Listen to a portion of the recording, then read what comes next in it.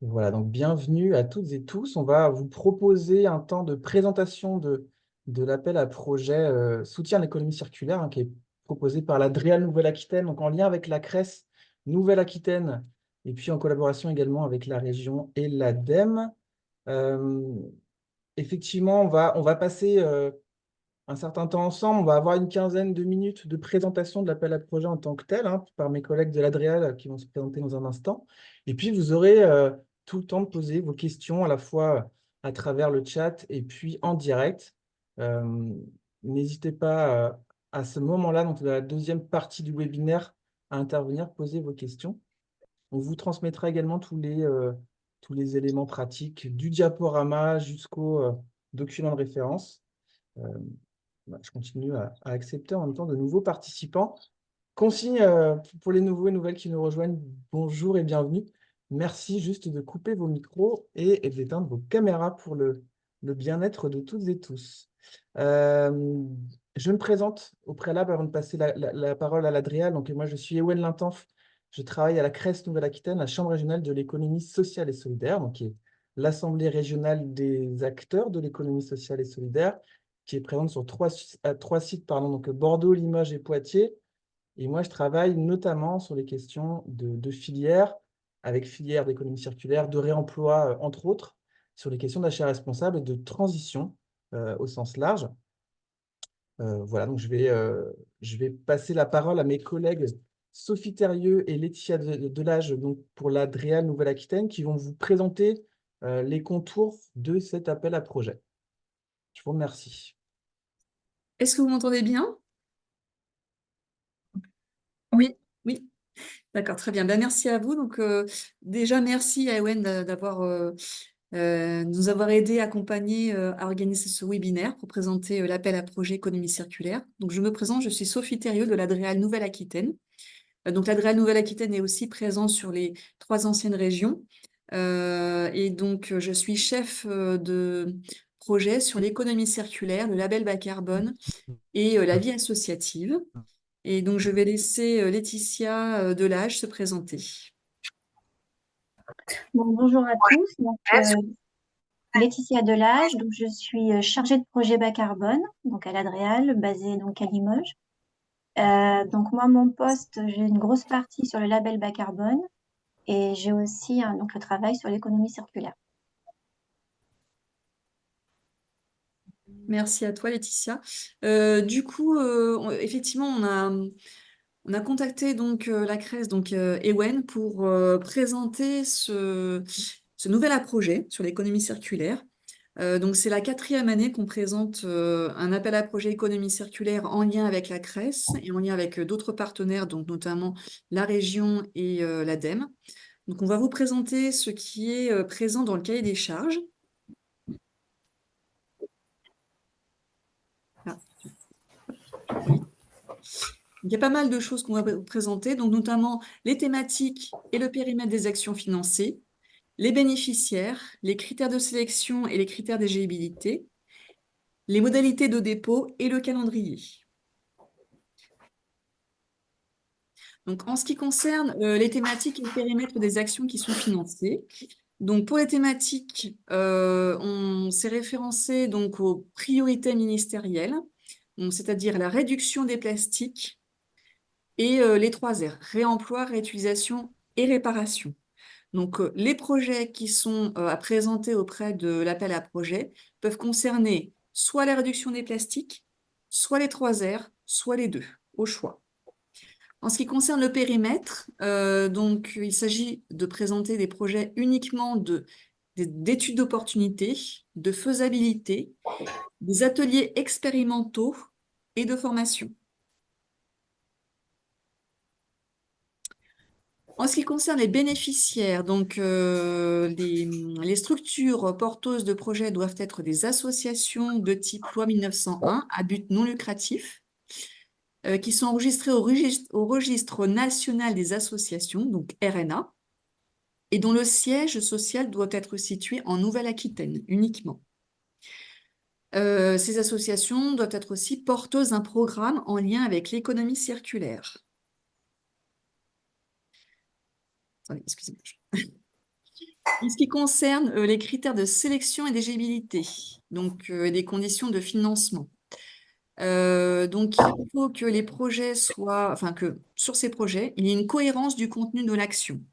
C'est-à-dire qu'il y ait une pertinence du projet par rapport aux politiques nationales et régionales, qu'il y ait une réponse aux priorités thématiques de l'ADREAL Nouvelle-Aquitaine. Donc, on a parlé tout à l'heure du recyclage de plastique, on a parlé des 3 R, et qu'il y ait un caractère innovant ou exemplaire de ce projet. En ce qui concerne la cohérence de l'action dans l'espace, il faut que les projets, les actions soient ancrés dans le territoire, donc en Nouvelle-Aquitaine. Et en ce qui concerne la cohérence partenariale de l'action, donc si les projets sont multipartenariaux, c'est un plus. Donc il faut qu'il y ait quand même une qualité, une diversité des partenariats, et notamment donc avec des entreprises ou des collectivités, et éventuellement des universités. Je vais maintenant passer la main à ma collègue qui va finaliser la description du cahier des charges de l'appel à projet. Donc, en suivant sur les critères, donc les critères d'éligibilité, donc il faut qu'il y ait des objectifs clairs avec une description des différentes étapes et du calendrier, une structuration du projet. Pour les conditions de financement, donc il faut un budget prévisionnel qui soit détaillé, équilibré et réaliste.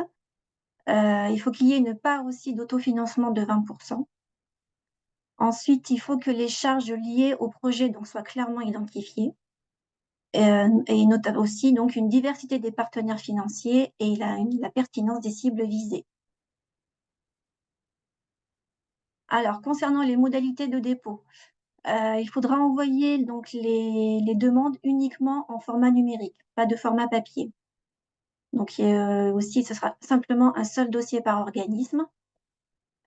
Pour que votre candidature soit complète, donc on va vous demander de nous envoyer le CERFA, un courrier de demande adressé à monsieur le directeur, donc, enfin, le directeur de l'ADREAL Nouvelle-Aquitaine.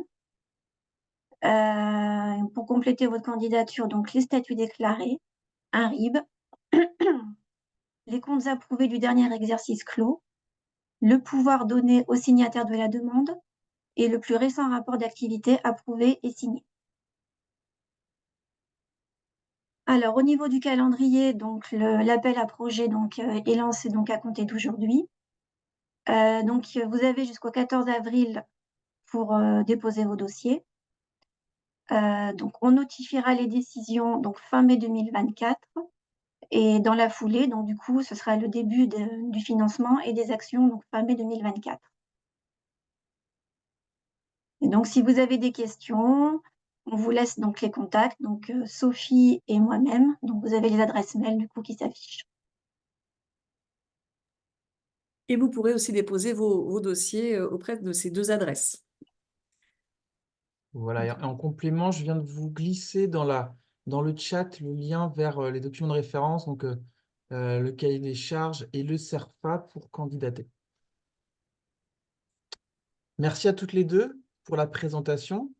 On est sur un timing qui est parfait. On est à presque 13h15, donc on ne va pas non plus vous prendre en otage toute l'heure entre 13h et 14h. On a un temps qui est relativement confortable pour prendre vos questions en revanche, donc on va pouvoir passer à cette étape. Vous êtes nombreux et nombreuses. Alors, ce que je vous propose, c'est pour que la parole circule, peut-être de lever la main virtuellement et qu'on prenne les questions. Et en parallèle, vous pouvez aussi utiliser le chat. Mais on va prioriser, je pense, les questions qui seront posées en levant la main. Voilà, bah, la parole circule. Alors, on va commencer avec Morgan pour Dédale. Oui, merci de me donner la parole. Merci pour votre présentation. Est-ce qu'il serait possible de revenir sur le périmètre de cet appel à projet et voilà, donner des exemples pour le définir très clairement? Je vous remercie.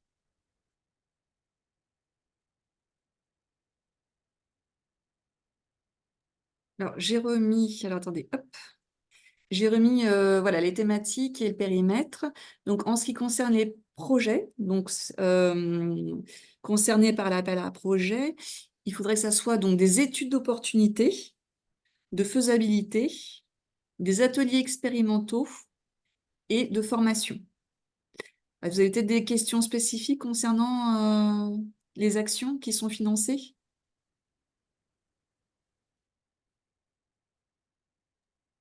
Pardon, le temps que je réactive mon micro. Oui, oui, j'imaginais proposer un projet opérationnel dans sa déclinaison, dans sa mise en œuvre. Et en fait, on est plutôt sur une phase en amont d'études, quoi. On est d'accord. Pas forcément. C'est-à-dire que là, vous avez des études d'opportunité de faisabilité. Et après, il y a les ateliers expérimentaux. Donc là, c'est la mise en œuvre. Là, c'est le côté opérationnel. C'est-à-dire que ça peut être des ateliers. L'autre jour, moi, j'avais eu un Fab Lab au téléphone. Donc, ça peut être un atelier concret de mise en place de réparation dans un Fab Lab ou une association. D'accord, c'est très clair. Merci beaucoup. De Alors, rien. il y a beaucoup de réactions, donc je vais laisser la parole à Stéphanie. Donc, c'est le pied à l'étrier.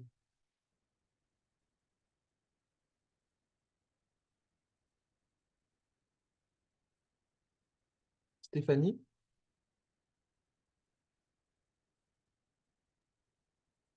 Alors, pas de réaction de Si, c'est à Stéphanie. moi qu'on s'adresse peut-être. J'ai le Voilà. téléphone qui a sonné en même temps, excusez-moi. Allez-y pour la question.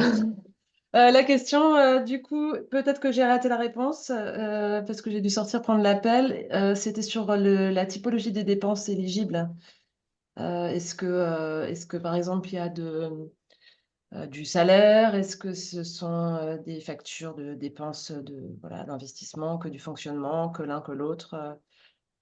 Alors, normalement, on ne finance pas de fonctionnement, mais en fait, on finance des actions opérationnelles. Hum, Et dedans, il peut y avoir des salaires et du fonctionnement. Mais il ne faut pas que ça soit présenté de cette façon-là. C'est-à-dire qu'il ne faut pas qu'on voit qu'il s'agisse de fonctionnement ou autre. Dans le plan de financement, il va y avoir forcément prévisionnel et de l'opération. Il va forcément y avoir des charges liées à du salaire, etc. Mais dans l'action qui sera à présenter, il ne faut pas le montrer, en fait. Je ne sais pas si vous me comprenez, si j'étais Non, claire. non, c'est pour moi, c'est pas clair parce que comment on met en place une action sans des gens qui coordonnent l'action ou qui animent l'action? On est bien obligé de le stipuler dans un budget. Oui, ça sera stipulé dans le budget, mais ce que Ok. je veux dire, c'est que quand vous présenterez l'action en tant que telle, faut pas demander du fonctionnement ou de l'investissement derrière. Il peut y avoir une Non. partie animation qui fait partie en fait de Voilà. l'action dans son global, mais euh, qui de fait reste effectivement une part de fonctionnement puisque c'est du salaire, mais Oui. c'est pas le D'accord. 100%. Est-ce qu'il y a un ratio, par exemple, acceptable pour vous de salaire dans une action? Ben, ça sera le temps qui est consacré justement à l'action. Donc là, c'est proportionnel au temps consacré à l'action. Mais c'est vrai que dans le budget, en fait, dans le plan de financement, on verra forcément les salaires, etc. Donc, ça fait partie du fonctionnement, forcément. Mais quand vous présentez l'action en tant que telle avec les objectifs, etc., donc hors plan de financement, tout ce qui est fonctionnement, investissement ne doivent pas apparaître parce qu'on ne peut pas le financer en tant que tel, mais on peut le financer via les actions menées et les ateliers de réparation, Donc, exemple. c'est la part de salaire consacrée au Consacré développement de uniquement à l'action. l'action. C'est ça. Ok, merci. Je prends à la suite Simon pour les compagnons bâtisseurs.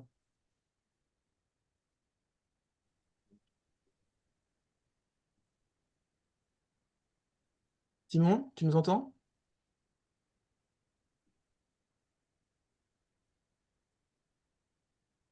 Euh, Si Simon n'est pas disponible, j'ai une question de la part de la MFR de Dax.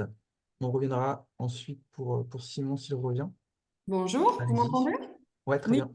Oui, bonjour, je suis Florelle Punière, la directrice de la MFR, donc, qui est à 5 minutes de Dax sur la commune de Weyreleuil. On fait déjà la formation réparateur en électroménager connecté et on aimerait créer une formation pour former les formateurs à échelle plutôt régionale, voire nationale. Donc ma question est, donc j'ai bien entendu ce que vous expliquiez par rapport la rémunération des salaires par rapport à l'administratif et le formateur qui va œuvrer. Ma question est, est-ce que cet appel à projet peut financer la formation et Oui, surtout les apprenants qui vont devoir quitter leur poste de travail ou alors venir de Pôle emploi ou d'autres horizons? Est-ce qu'ils seront financés dans ce cadre-là? non, ça sera uniquement la mise en place de la formation et D'accord. pas les personnes formées. D'accord. Donc ces personnes formées, elles peuvent faire une demande auprès de leur entreprise pour Oui, financer elles-mêmes. Et nous, c'est simplement donc l'administratif et le formateur qui est financé dans le cadre de cet appel à c'est projet. ça, tout à fait, Si bien sûr la thématique répond à la commande. tout à fait. Et est-ce que ça vous paraît rentrer dans les cases, parce que c'est de l'électroménager, de la réparation? On est sur le Oui, parce projet. qu'on a déjà financé des actions de mise en place d'ateliers de réparation, donc, et ça concernait aussi de la formation, donc oui, tout à fait. Très bien. Merci beaucoup. De rien.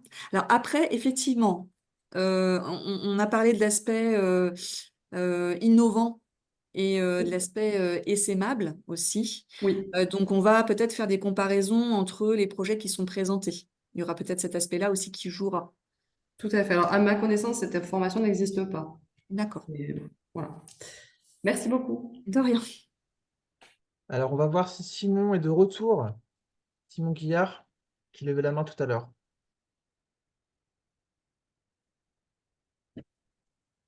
Toujours pas. Alors, je passe la parole à Emmanuel. Oui, bonjour. On est la Maison éco-citoyenne des Landes. Je vous partage 2 secondes notre projet, si ça vous embête pas.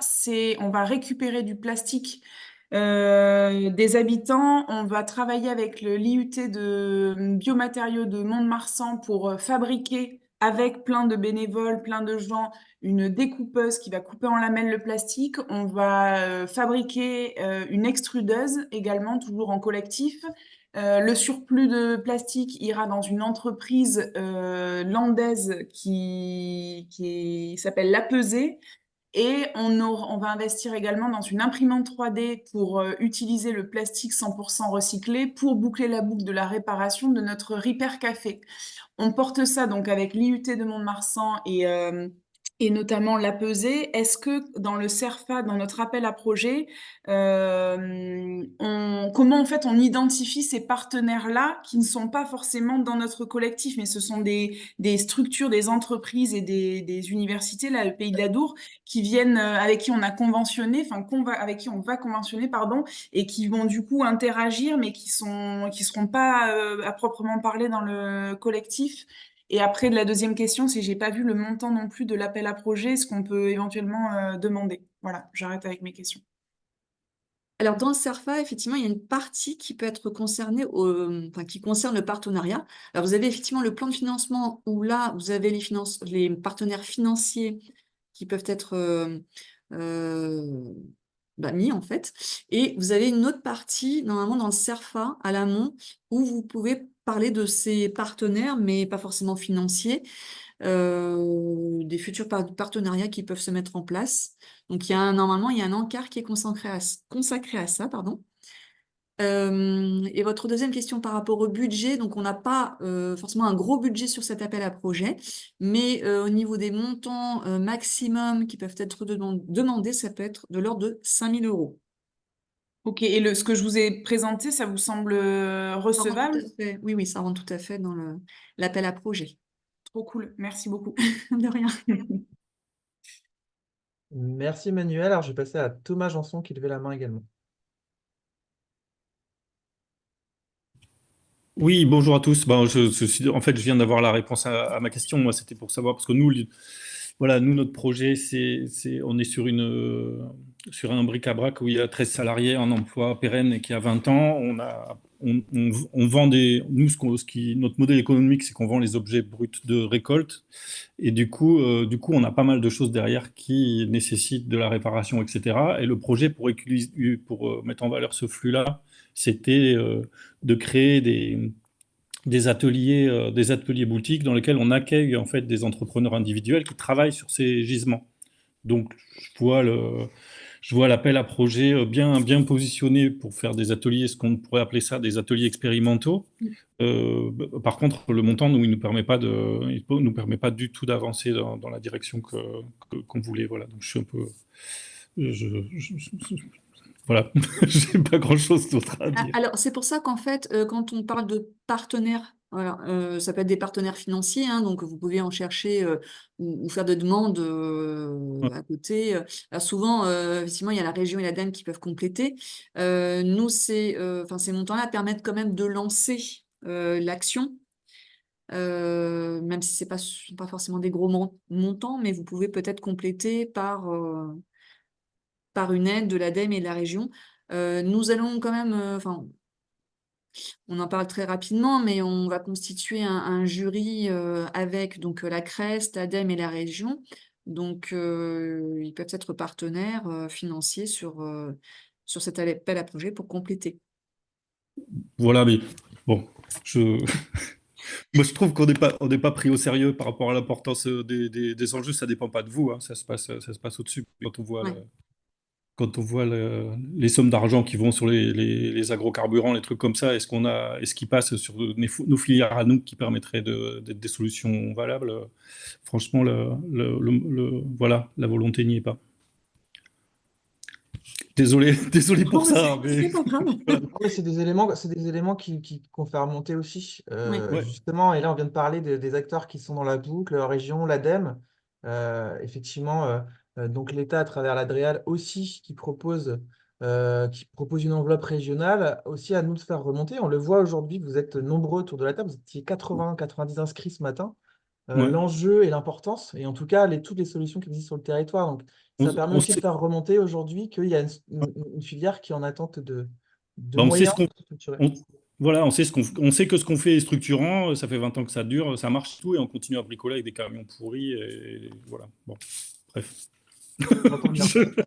Voilà, ça y est, vous avez de quoi remonter. Non, mais on remontera, Thomas, avec plaisir. Bon. Merci en tout cas pour cette intervention et ce commentaire. Alors, Monsieur Guéguen Guillaume de Grand Parc Solidaire à Bordeaux, je vous laisse la parole. Merci, Owen. Bonjour à toutes et à tous. Une petite question, je crois, qui était partagée par d'autres sur le fil de discussion par rapport aux documents demandés. Est-ce que les associations qui démarrent leur activité sont éligibles au regard du fait qu'elles n'ont pas évidemment de bilan d'activité à produire? Alors, quand vous dites association qui démarre, c'est-à-dire que Qui sont toutes l'association a nouvelles, été... quoi. Excuse-moi, j'ai pas entendu. Pardon, non, je disais qu'ils sont toutes nouvelles. Je crois que c'était le cas d'une autre structure sur le fil de discussion. Ouais. Nous, en tout cas, par exemple, on n'a pas l'activité qui n'a pas encore démarré, donc on est sur des démarrages de projets, des démarrages d'activité courant 2024, donc on n'a pas de bilan d'activité à produire, par exemple, sur 2023, quoi. Bon, après, tout dépend du projet, hein, de l'originalité du projet, savoir s'il est innovant et tout ça. C'est vrai que quand on connaît plus les structures, voilà, on a un peu plus de perspective, mais tout dépend du projet qui sera présenté. Mais c'est pas une condition exclusive. Excuse-moi, j'ai pas entendu la question. C'est pas une condition exclusive, c'est-à-dire qu'aujourd'hui, si une structure qui a un projet valable, mais qui est en phase de démarrage, n'a pas encore ce fameux dernier exercice comptable à faire valoir en annexe, elle peut tout de même candidater et sur la base de la qualité de son projet, on traitera son dossier et il pourra être éligible. Tout à fait. Super, merci beaucoup. De rien, Guillaume. Dominique Bochet, pardon. Oui, bonjour. Alors voilà, on est porteur d'un projet qui est local, bien sûr, hein, et qui concerne une association qui fait un répar cassé, hein, c'est pas Repair Café, mais répar cassé, associé à des cuisines partagées, associé à des jardins voisins, c'est l'ensemble qu'on appelle un aériel. C'est un concept qui fonctionne très bien et qui répond à beaucoup de problématiques. Et on a créé parallèlement à ça, puisque l'association s'appelle Coopté, est locale, très locale, et on a créé une association qui a pour mission, qui s'est donné pour mission de généraliser ou en tout cas d'essaimer ce concept, ce modèle écolomique, et qui on voudrait que ça se diffuse un petit peu partout, quoi. Et donc, est-ce que dans le cadre de cette association nouvellement créée pour la diffusion de ce concept, on peut envisager de présenter le projet? Bah, oui, tout à fait. Après, vous avez parlé de jardin partagé, hein, c'est bien ça? Alors, c'est un ensemble, c'est-à-dire qu'il y a à la fois le répart cassé, les jardins partagés, les cuisines partagées, enfin, c'est les cuisines partagées, les jardins voisins. Il y a aussi un espace pour Père Castor, pour l'échange de savoir et de savoir-faire autour de la maison. Et tout ça, elle se fait dans le même lieu. On a un tiers-lieu itinérant qui va de village en village dans notre secteur, sur un périmètre de 15-20 km.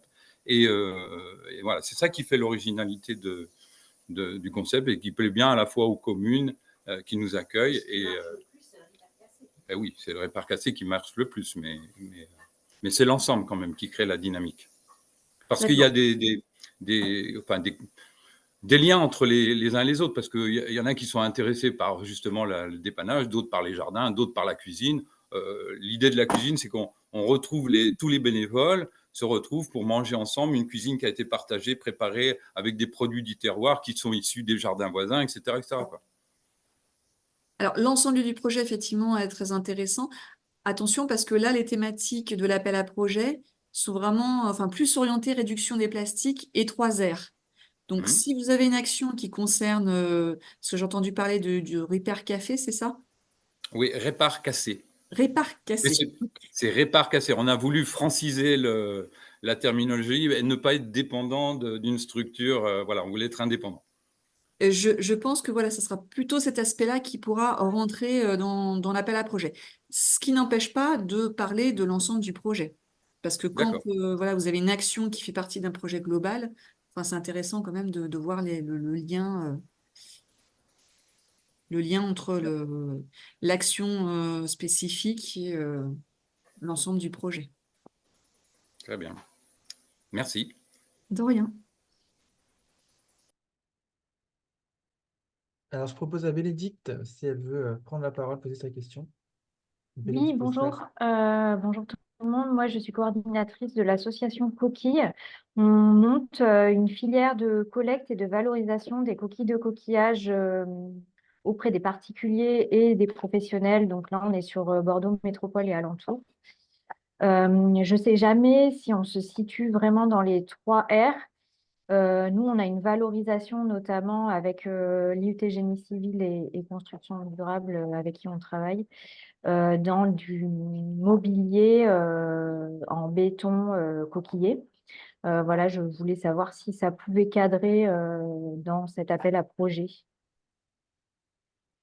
Alors, c'est une bonne question. J'essaie aussi de réfléchir. Donc, réduction de plastique, non.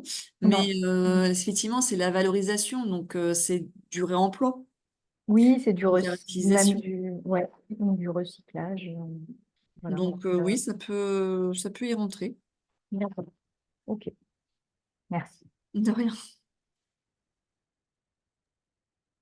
C'est vrai que les 3 R, c'est assez large. Donc, voir qu'est-ce qui rentre dedans, qu'est-ce qui ne sur la rentre pas. question du matériau, là, vraiment. Ouais. Claire, du trio? Oui, bonjour. Moi, je voulais poser une question au niveau de la part d'autofinancement qui est demandée. Est-ce qu'on pouvait valoriser à la fois le bénévolat et le don de matière qui est fait sur le projet? Tout à fait. Ça fait partie des 20% d'autofinancement. Vous avez effectivement soit des retours par rapport à alors non, achat, je ne pense pas que ça rentre dedans, mais ça peut en faire partie. Enfin, non, la vente de produits, par exemple. Et puis, effectivement, tout ce qui est valorisation du travail des bénévoles et des dons.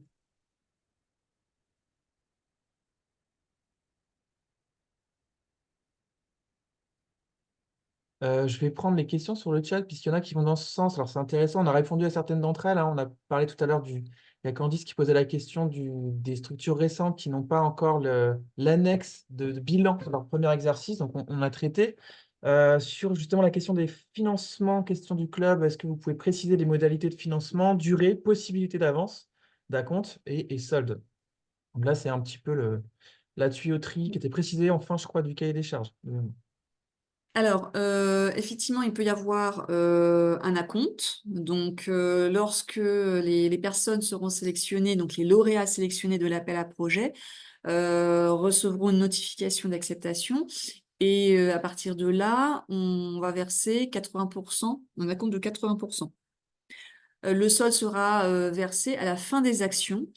Donc, en général, on aime bien que les actions durent une année, mais ça peut durer 2 années si besoin. Et j'en profite pour aller plus loin, parce qu'il y a des questions aussi sur le calendrier des actions, effectivement. Donc, c'était, je crois, Simon qui essayait de poser la question tout à l'heure sur la date de démarrage des projets. Est-ce que, effectivement, les projets peuvent démarrer dès fin mai 2024? Donc, ça, c'est le démarrage. Est-ce qu'il y a une date de fin? Non, c'est 2 ans, en gros. On est Oui, à en gros, 24 c'est 2 ans, mois. oui, c'est ça. 24 mois à partir de fin mai 2024? C'est ça. À partir du moment où le projet a été présenté, voilà, donc nous, on aura déjà mis en place les jurys de sélection par rapport aux lauréats. Et donc, dès qu'on aura envoyé la certification, la notification d'acceptation, le projet pourra démarrer. Et je réponds peut-être aussi également, alors il y avait une question sur le dernier bilan comptable hein, qui fait décidément débat. Si vous souhaitez des dossiers avec des études d'opportunité, mais qui ne sont pas encore en activité, bah, pour moi, la réponse est dans les questions. Si vous n'êtes pas en activité, c'est que vous n'êtes pas créé ou constitué. Ou alors, si vous l'êtes et que vous n'avez pas le dernier exercice comptable, on a répondu. En fait, on est bien sur des structures qui sont déjà au répertoire national des associations, donc qui sont constituées en préfecture. Un projet qui n'est pas encore constitué n'est pas éligible. Question de Gilles Marcadal sur un projet 3R. Est-ce qu'un projet dans les 3R permettant le réemploi de cycle en lien avec le territoire à travers un Fab Lab est éligible? Tout à Et fait. on revient à ce que la valorisation du temps de bénévole peut être mise prévisionnelle, donc pas de problème. Tout à fait aussi. D'ailleurs, enfin, moi, je fais une parenthèse sur la valorisation du bénévolat, mais j'incite grandement, en tout cas, les structures associatives à le valoriser dans leur plan de financement. De toute façon, ils sont pris en compte maintenant la plupart du temps. C'est au moins 20%, oui, En tout cas, d'autofinancement. 20% d'autofinancement dans lequel peut apparaître effectivement du temps de bénévolat. Autre question de Vanessa Sens. Étude d'opportunité pour du plastique agricole sur un territoire donné est-il éligible? Ah oui, tout à fait. C'est ce qu'on Tout a type de plastique. Une formation pour le 3R, éligible? Oui, aussi. Et donc, on a un petit peu calibré la question des financements, de quel type, etc. 20% de reste à charge, c'est l'autofinancement. OK. Autre question. Combien de projets pourront être financés? Quelle est l'enveloppe prévue et la hauteur de financement par projet? Donc ça, j'en ai parlé tout à l'heure, hein, c'est maximum 5 000 € 1000 € par projet. Tu voulais peut-être intervenir, Laetitia? Non? Non, c'est ce que je disais, oui, 5 000 € par projet. Et combien de Maximum. projets, du coup, pour compléter la question? Ah bah, du coup, nous, on a une petite enveloppe, hein, au total, on a 40 000 €. Donc, voilà, c'est pour ça qu'on devra faire une sélection entre les projets. Donc, ça fait à peu près 8 projets, 8 à 10 projets. Parce que le montant maximal est de 5 000 €. Après, ça peut être un petit peu moins si on voit qu'il y a un certain nombre de projets qui peut nous intéresser. Alors, sur une question aussi assez intéressante, Alain Massy du CNPV, pouvez-vous nous préciser si le compostage de biodéchets rentre dans les critères des 3R? C'est une très bonne question. Alors, oui, non, parce qu'en fait, vous avez déjà un appel à projet sur les biodéchets De la région. qui a été lancé par la région. Ah, voilà. Donc, nous, on ne voulait pas être sur le même créneau. Donc, quand on parle de réemploi, utilisation et réparation, ce n'est pas forcément des biodéchets. Effectivement, sur les 3R, le compostage des biodéchets, on est un petit peu sur un pas de côté. Vous avez en ce moment un appel à projet qui s'appelle Resona, qui est lancé par la région et l'ADEME sur les apporteurs de solutions, notamment sur le compostage de biodéchets. Donc, c'est vraiment le cœur de votre activité ou de votre projet. Donc, allez vous renseigner là, Resona, RESONA, que vous pouvez trouver sur le site de la région ou de l'ADEME. Vous pouvez revenir vers nous, on vous transmettra éventuellement les formulaires ou les cahiers des charges, pardon. D'autres questions? Apparemment non. Bah, effectivement, si. Laetitia, zéro déchet. Est-ce qu'un projet de consigne, effectivement, là on est sur de l'anti-gaspi, hein. Est-ce qu'un projet de consigne pour réduire les emballages plastiques serait pris en compte, Oui, notamment dans une optique de réduction du plastique? oui, éventuellement, oui, ça peut être très intéressant. Même si c'est déjà, précise-t-elle, lancé sur d'autres territoires. Alors, effectivement, on parlait d'innovation. Mm, L'idée, c'est aussi de pouvoir avoir des projets qui soient duplicables, essaimables, tout et à fait. d'avoir des solutions qui se démultiplient. C'est ça. En fait, il y a effectivement ce côté SMable, donc ça peut être exemplaire pour d'autres territoires. Une formation déjà en place sur un département, donc j'imagine en Nouvelle-Aquitaine. Le projet de l'essaimé à l'échelle de la Oui, région est-il éligible? tout à fait. Super. Alors, j'arrive au terme de la boucle des questions sur le chat, en tout cas. Euh, N'hésitez pas encore une fois à en profiter. On a encore quelques instants si vous souhaitez intervenir, reposer une question, avoir des précisions. On vous retransmettra effectivement par mail à l'issue le diaporama et les éléments de réponse, cahier des charges et CERFA. Et vous aurez bien sûr possibilité de revisionner le replay pour le diffuser à vos collègues qui n'auraient pu y participer. Alors, il y a Claire du trio qui lève la main à nouveau. Oui, encore une question sur les financements. Effectivement, 5 000 € pour certains projets, c'est bien, mais ça ne permet pas vraiment de mettre en place. Du coup, ce que vous disiez tout à l'heure, c'est hyper intéressant de voir si notre projet il veut prendre une certaine dimension, comment vous pouvez nous mettre en relation avec les personnes compétentes à la région ou à l'ADEME pour faire effet de levier sur ces projets-là. Parce que c'est vrai que nous, alors moi je suis dans le 64, on a assez peu de contact avec la région de manière générale Ouais. et on voit pas trop comment travailler avec eux. Enfin, j'ai essayé plusieurs fois et on est un peu éloigné. Donc, Et après, avec l'ADEME aussi, moi, ça me semble souvent des très, très gros appels à projets. Il y oui. a peut-être quelque chose d'intermédiaire et si vous pouviez nous aider. Oui, tout à fait. Alors après, c'est vrai qu'ils ont des gros appels à projets, mais ils peuvent aussi financer au fil de l'eau certains projets. Donc là, ils peuvent apporter un complément. Nous, effectivement, on a des contacts avec l'ADEME et la région, donc au niveau régional, et qui peuvent avoir après des contacts par rapport aux chargés de mission territoriaux. Donc effectivement, on peut vous mettre en contact avec nos partenaires financiers.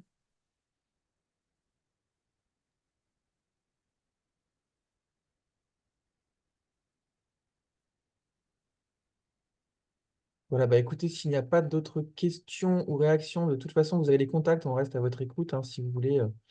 Si les choses infusent et vous reviennent, n'hésitez pas à nous contacter. Je vous propose de mettre fin à ce webinaire, hein, donc je vais couper l'enregistrement qui vous sera transmis en replay là, dans les meilleurs délais. On vous remercie de votre participation et puis on est à votre écoute. Super. Au Allez, revoir. quittez. Merci, au revoir. Merci, au revoir.